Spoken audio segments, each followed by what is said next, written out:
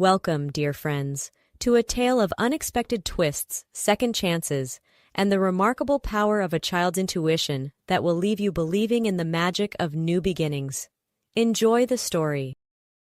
Jack Foster's phone buzzed insistently, breaking the peaceful silence of his small apartment. He glanced at the caller ID and groaned. It was his boss, Victor Thompson, owner of the upscale catering company where Jack worked as a waiter. "Hello?" Jack answered, trying to keep the annoyance out of his voice. "Jack, thank God you picked up." Victor's voice was frantic. "We've got a crisis on our hands.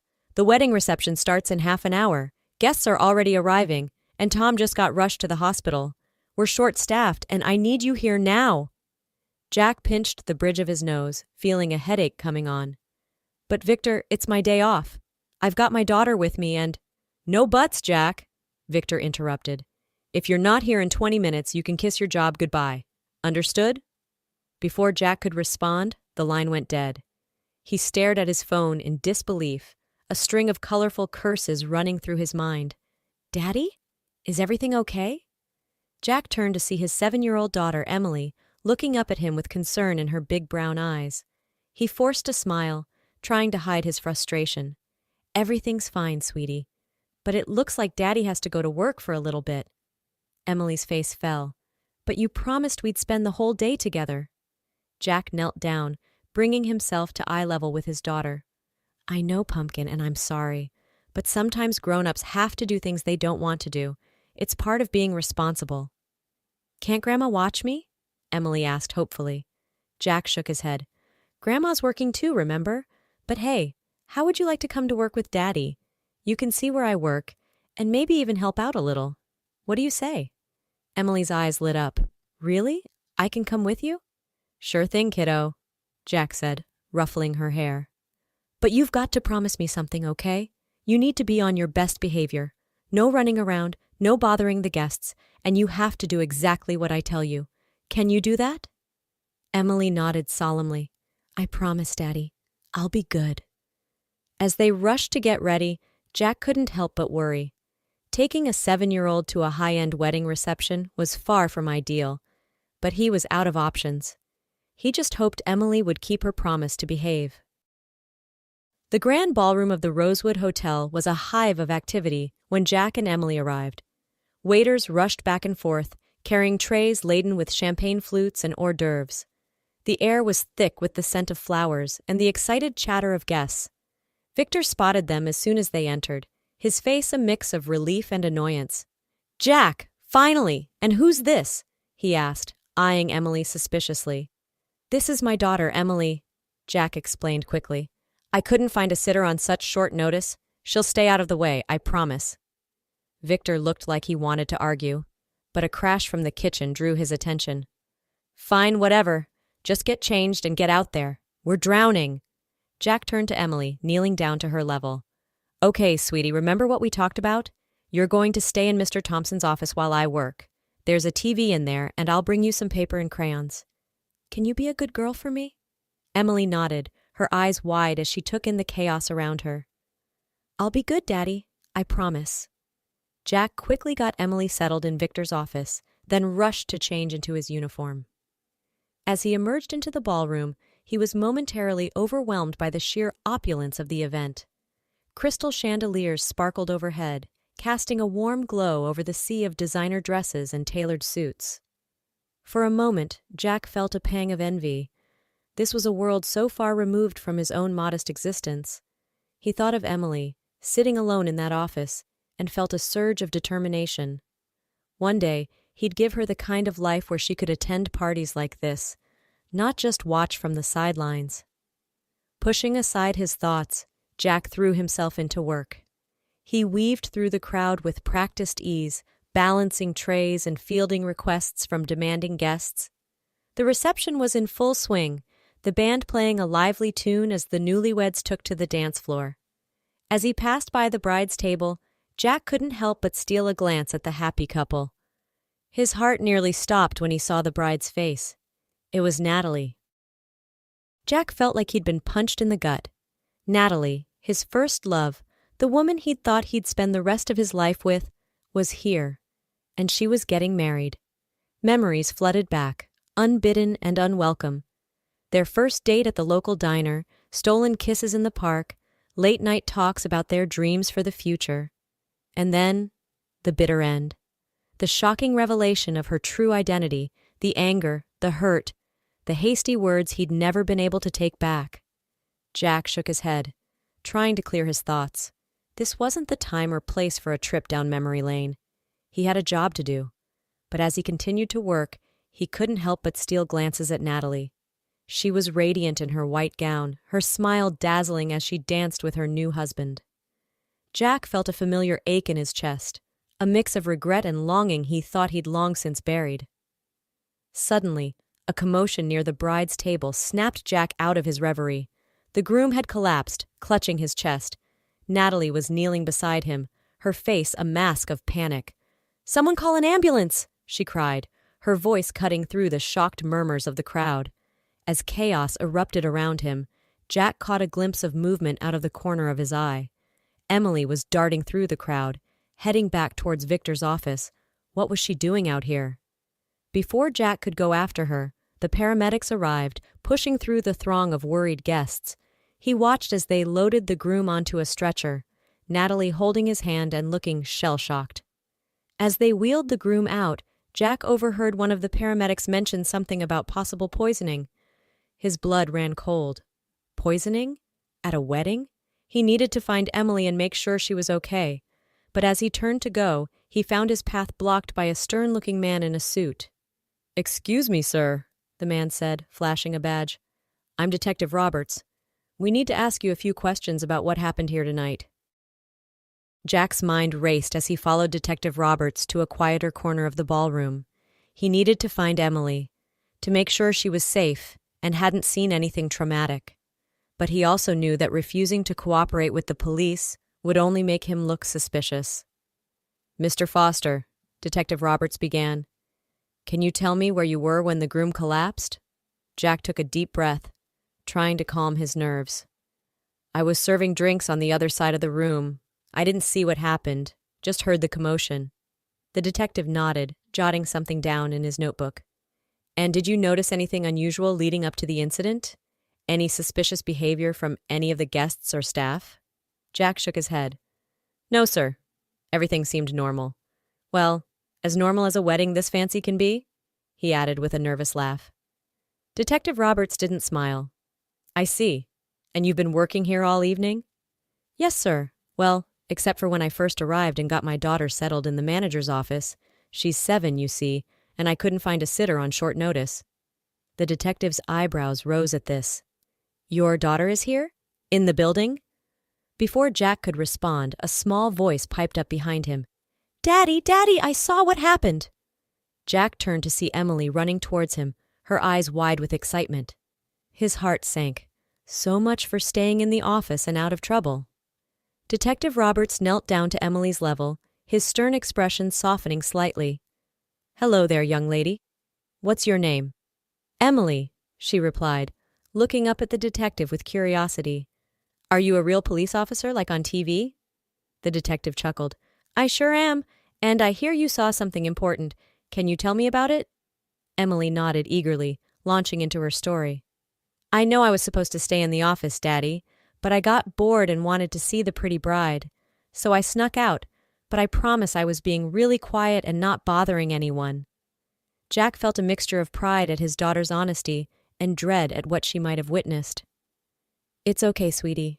Just tell the detective what you saw." Emily took a deep breath, her face scrunched up in concentration.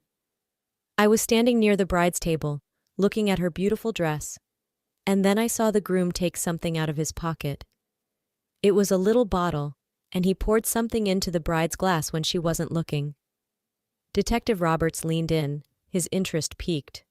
"Are you sure about this, Emily? It's very important that you tell the truth." Emily nodded vigorously. "I'm sure. I've seen it in movies before when bad guys try to poison people, so I waited until everyone was looking away and I switched the glasses. I thought it would be better if the bad guy drank his own poison instead of the pretty bride." Jack felt the blood drain from his face.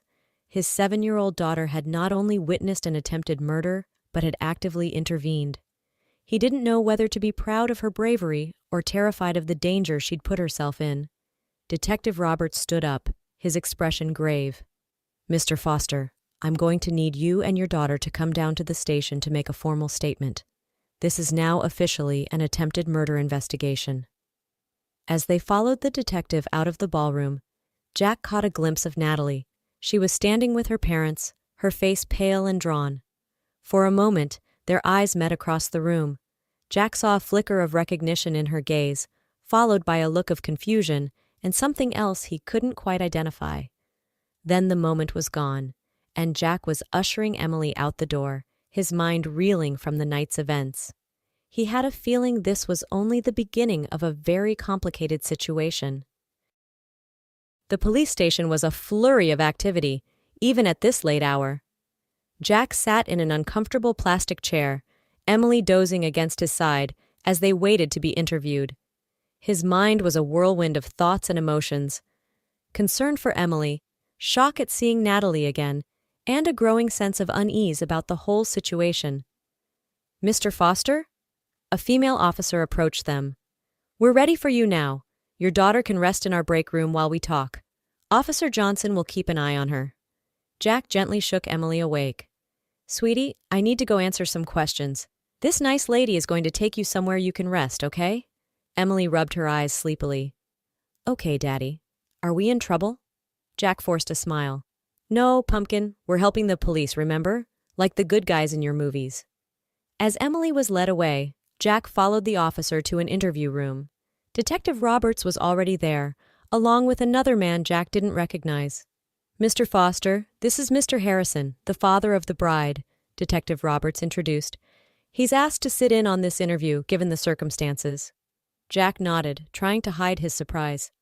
Natalie's father was here? He remembered all too well the last time he'd encountered the man, years ago. It hadn't been pleasant. Mr. Harrison's eyes narrowed as he looked at Jack. "Do I know you, young man? You seem familiar." Jack cleared his throat nervously. "We've met before, sir. I used to date your daughter, Natalie." Recognition dawned on Mr. Harrison's face, followed quickly by a frown. "Ah, yes. Jack, wasn't it? The boy who broke my daughter's heart?" Detective Roberts looked between them, sensing the tension. "I take it there's some history here?" Jack sighed. "It was a long time ago. We were young. There was a misunderstanding." "A misunderstanding?" Mr. Harrison scoffed. "You accused my daughter of lying to you, of playing some sort of game. You broke things off without even giving her a chance to explain." Jack felt a surge of old anger and hurt. "With all due respect, sir, I found out that everything I thought I knew about Natalie was a lie. Her background, her family. She'd been hiding her true identity from me our entire relationship." "Gentlemen," Detective Roberts interrupted, "while I'm sure this is all very interesting, we have more pressing matters to discuss. Mr. Foster, can you tell us exactly what your daughter witnessed tonight?" Jack took a deep breath, pushing aside his personal feelings. He recounted Emily's story, watching as Detective Roberts and Mr. Harrison exchanged concerned glances. "So, you're saying that Charles, my soon-to-be son-in-law, attempted to poison my daughter?" Mr. Harrison asked, his voice a mix of disbelief and anger. "That's what it looks like," Detective Roberts confirmed. "We're running tests on the glasses now to confirm the presence of any toxic substances. But if what the little girl says is true, we may have just narrowly avoided a tragedy." Mr. Harrison slumped in his chair, looking suddenly old and tired. "I knew there was something off about that boy. Natalie was so infatuated, she wouldn't listen to reason. And now this." Jack felt a pang of sympathy for the man. Despite their past differences, he could see the genuine concern and love Mr. Harrison had for his daughter.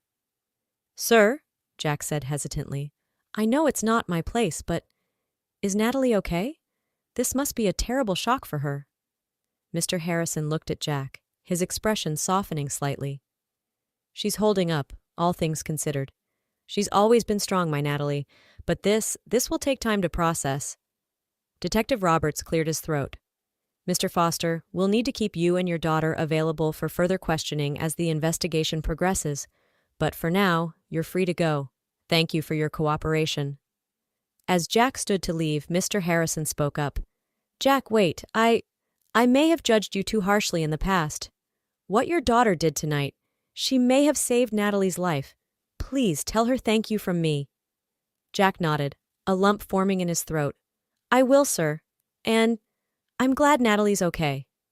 As he left the interview room, Jack's mind was reeling. The night had taken so many unexpected turns, bringing his past crashing into his present in ways he never could have imagined. And at the center of it all was Emily, his brave, impulsive, wonderful little girl. He found her curled up on a couch in the break room, fast asleep. Gently, he scooped her up in his arms, her small body warm and trusting against his chest. Come on, sweetheart, he whispered. Let's go home. The days following the wedding fiasco were a blur of police interviews, media frenzy, and sleepless nights. Jack tried his best to shield Emily from the worst of it, but she seemed to take it all in stride, proud of her role in uncovering the bad guy's plan. A week after the incident, Jack was surprised to receive a call from Victor Thompson. Jack, my boy, Victor boomed over the phone, sounding uncharacteristically cheerful. I've got some good news for you. The father of the bride, Mr. Harrison, he's requested that you be given a substantial bonus for your daughter's actions at the wedding. Said something about saving his little girl's life. Jack was stunned. That's very generous of him, but I can't accept— Nonsense, Victor interrupted. You're taking the money, and that's final. Lord knows you could use it, what with Emily starting school soon. Oh, and one more thing. Mr. Harrison asked for your contact information. Said he might be in touch. Just a heads up. After hanging up, Jack sat on his worn couch, head in his hands. The bonus would certainly help with Emily's school expenses, but the idea of hearing from Mr. Harrison, and potentially Natalie, filled him with a mixture of anticipation and dread. As if on cue, there was a knock at the door. Jack opened it to find Natalie standing there, looking as beautiful and composed as ever, despite the circumstances. Natalie? Jack breathed, hardly believing his eyes. What are you doing here? She gave him a small, sad smile. Hello, Jack. I think it's time we had that talk we should have had years ago. May I come in? Jack stepped aside, allowing Natalie to enter his modest apartment. He suddenly felt self-conscious about the worn furniture and cluttered surfaces, a stark contrast to the luxurious world Natalie came from. Can I get you something to drink? He offered, more out of habit than anything else. Natalie shook her head. No, thank you. I won't stay long. I needed to see you, to explain. They sat down on the couch, an awkward silence settling between them. Jack's mind raced with questions, but he forced himself to wait, to let Natalie speak first. First of all, she began, her voice soft but steady, I want to thank you and your daughter for what you did at the wedding. If Emily hadn't switched those glasses— She trailed off, shuddering slightly. Jack nodded. Emily's a special kid. I'm proud of her, even if she did scare me half to death. Natalie smiled. She sounds wonderful. Jack, I owe you an apology, and an explanation. She took a deep breath, seeming to gather her courage. When we were together all those years ago, I wasn't entirely honest with you about why we had to break up. Jack leaned forward, his curiosity piqued. What do you mean? My father, he found out about us. He was furious that I was dating a poor student, as he called you. He forbade me from seeing you, threatened to cut me off completely if I didn't end things. Jack felt like the wind had been knocked out of him. But you told me you didn't want to see me anymore, that we were too different. Natalie's eyes filled with tears. I know, and I'm so sorry. I thought it would be easier if you hated me, if you thought I was just some rich snob who didn't care about you. I was young and scared, and I didn't know how to stand up to my father. Jack sat back, processing this new information. All these years, he'd believed Natalie had rejected him because of his background, when in reality, she'd been trying to protect him from her father's wrath. I wanted to tell you the truth so many times, Natalie continued. But by the time I found the courage, you had already moved on. You were with Emily's mother, and I didn't want to disrupt your life. At the mention of Emily's mother, Jack felt a familiar pang of guilt and sadness. Natalie must have noticed his expression change because she asked gently, Jack, Where is Emily's mother? I noticed it's just you and Emily. Jack took a deep breath. This was a story he rarely shared, but Natalie deserved the truth. Her name was Lisa. We got married young, probably too young. I think I was trying to prove something to myself, to move on from you. Natalie nodded, understanding in her eyes. Lisa wasn't ready to be a mother, Jack continued. She struggled with postpartum depression after Emily was born. I tried to help, but I didn't know how. One day, when Emily was about 6 months old, I came home from work and found a note. Lisa had left. She said she couldn't handle it anymore, that she needed to find herself. Oh, Jack, Natalie whispered, reaching out to touch his hand. I'm so sorry. Jack shrugged, trying to hide the pain that still lingered. It was hard, but Emily and I managed. My mom helped a lot, and honestly, being a single dad, it's been the most challenging and rewarding thing I've ever done. They sat in silence for a moment, both lost in thoughts of what might have been. So what happens now? Jack finally asked. With Charles, I mean. The police said it was attempted murder. Natalie's expression hardened. He's going to prison for a very long time. Turns out he was after my family's money. The whole relationship was a setup. Jack shook his head in disbelief. I'm so sorry, Natalie. You didn't deserve any of this. She gave him a wan smile. No one does. But it's opened my eyes to a lot of things, including how much I've missed you, Jack.